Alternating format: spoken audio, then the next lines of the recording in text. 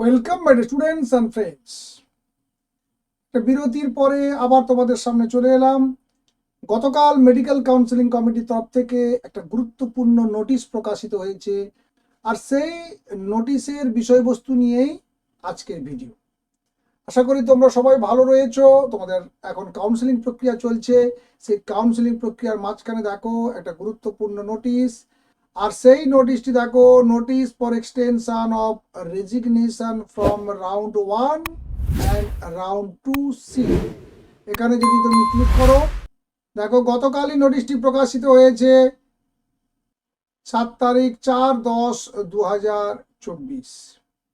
Urgent attention, it is for the information to all candidates that requests are being received from UG candidates who want to resign their round 1 or round 2 seat due to various reasons. In this regard, the competent authority has decided to allow resignation for such candidates.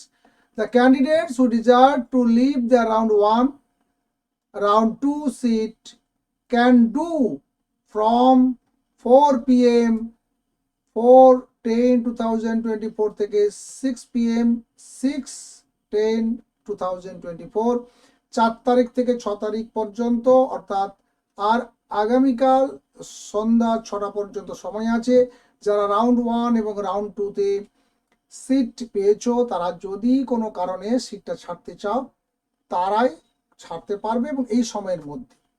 সেক্ষেত্রে কিছু condition রয়েছে, সেই কন্ডিশনগুলো ভালো করে একটু দেখে নাও। দেখে নিলে তাহলে তোমাদের এই বিভ্রান্তিটা দূর হয়ে যাবে।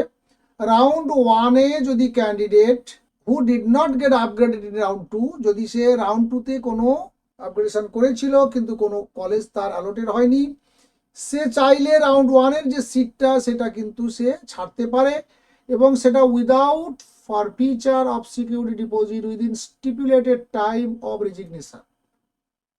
তাকে কোনো সিকিউরিটি ডিপোজিট, তার কোনো পানিশমেন্ট স্বরূপ কাটা হবে না, সে স্বাভাবিকভাবেই তার নিজের সিটটিকে ছেড়ে দিতে পারে।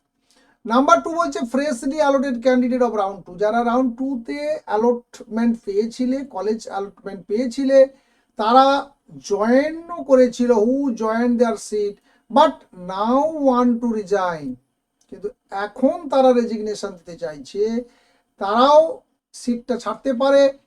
বাট এইখানে কিন্তু একটা শর্ত রয়েছে, with forfeiture of security deposit within stipulated time of resignation. ওই নির্দিষ্ট সময়ের মধ্যে তাকে সিকিউরিটি যে তার যে ডিপোজিটটা রয়েছে সেটা কিন্তু কেটে নিয়ে তাকে সিটটা ছেড়ে দিতে হবে। আর candidate who got updated in round 2 join the upgraded seat but now want to resign, তার মানে রাউন্ড 2তে সে আপগ্রেডেশন পেয়েছিল, জয়েন্টও করেছিল, বাট সে এখন চাইছে আমি রিজাইন করব, তাহলে তার ক্ষেত্রেও একইভাবে সিকিউরিটি ডিপোজিটটা জমা দিতে হবে বা কেটে নেওয়া হবে ফাইন স্বরূপ, এবং নির্দিষ্ট সময়ের মধ্যে তাকে এই রেজিগনেশনটা দিতে হবে। আর তারপরে যে দুটো রয়েছে দেখো, candidates will have to report their physically at the allotted college to resign their seat, অর্থাৎ ক্যান্ডিডেটকে ফিজিক্যালি ওখানে হাজিরা দিতে হবে, উপস্থিত থেকে এই রেজিগনেশন পর্বটুকু সারতে হবে।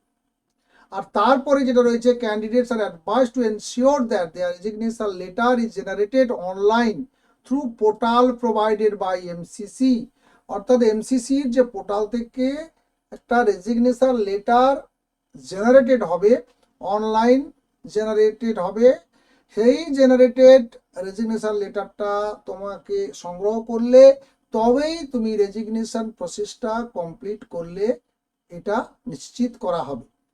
অর্থাৎ তোমাকে এই প্রসেসের মাধ্যমে ফিজিক্যালি তোমাকে উপস্থিত হতে হবে কলেজে, যে কলেজে তোমার নাম অ্যালোটেড হয়েছে সেখানে উপস্থিত হয়ে তোমার সিদ্ধান্ত জানিয়ে তোমার রেজিগনেশন পর্বটুকু শেষ করতে হবে। তারপরে অনলাইন থেকে যে রেজিগনেশন লেটারটি জেনারেট করবে সেটা তোমাকে সংগ্রহ করে রাখতে হবে।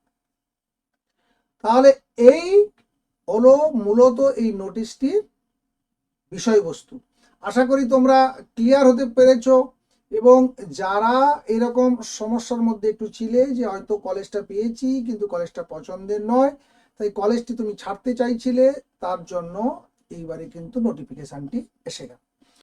আশা করি তোমরা নোটিফিকেশানের বিষয়বস্তু সম্পর্কে ক্লিয়ার হলে। নেক্সট দেখা হবে আমাদের পরের ভিডিওতে নতুন কোনো ইনফরমেশান নিয়ে। পাশে থাকবে, চ্যানেলটির সঙ্গে জুড়ে থেকো। যারা নতুন তারা অবশ্যই চ্যানেলটিকে সাবস্ক্রাইব করে রেখো এবং ভালো থাকবে। Thank you.